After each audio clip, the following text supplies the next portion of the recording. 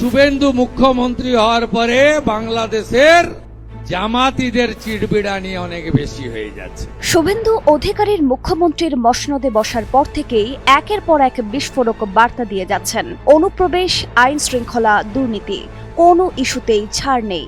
কিন্তু সবচেয়ে বড় চমক এসেছে অন্য জায়গা থেকে। সোমবার সন্ধ্যায় কলকাতার ভবানীপুরে ধন্যবাদ অনুষ্ঠানে শুভেন্দু সরাসরি বলেন, আমি মুখ্যমন্ত্রী হবার পর তৃণমূল বা সিপিএম এর চেয়ে বাংলাদেশের জামাতিদের চিড়বিড়ানি বেশি বেড়ে গেছে। তিনি বলেন, আমি ভয় পাওয়ার লোক নই, মাথা নোয়ানোর লোকও নই। সীমান্ত সিল করো, অনুপ্রবেশকারীদের ফেরত পাঠাও, এটাই এখন পশ্চিমবঙ্গ সরকারের প্রথম এজেন্ডা। ভোটার তালিকা থেকে ইতোমধ্যে নাম বাতিল শুরু, এবার শুরু হবে প্রত্যার্পণ। वोटर लिस्ट में डिटेक्ट हो गया, उसका बाद वोटर लिस्ट में डिलीट हो गया। अभी तो टाइम आ गया है बंधु डिपोर्ट करने का। পার্ক সার্কাসে পুলিশের ওপর ইট পাটকেল, গ্রেফতার 40 জন।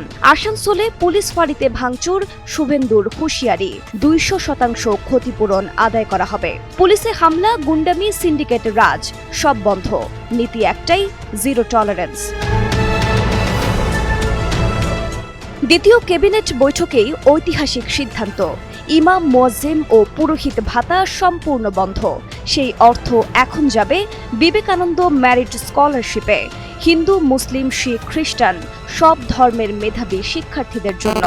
শুভেন্দুর বার্তা স্পষ্ট, তোষণের রাজনীতি এখানেই শেষ।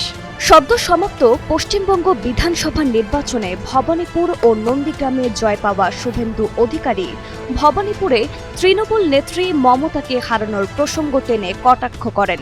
বলেন, মিত্র ইনস্টিটিউশনের 4টি বুথেই বিজেপি এগিয়েছিল। শুভেন্দুর ভাষায়, যে নিজের বুথেই জিততে পারেন না তাকে বাংলার মানুষ দরজা দেখিয়ে দিয়েছে। টাটা বাই বাই, খতম। যে নিজের বুথে জিততে পারে না তাকে দরজা দেখিয়ে দিয়েছে বাংলার মানুষ, যে আপনার রাজনৈতিক দিন শেষ, টাটা বাই বাই, খতম, পুরা খতম।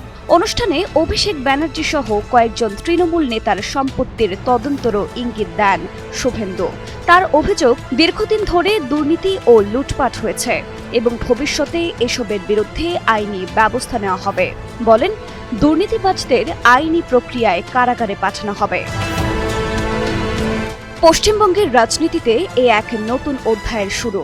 প্রশ্ন একটাই, এই প্রতিশ্রুতি বাস্তবায়নের শুরুটা যেমন, শেষটাও কি তেমনই থাকবে?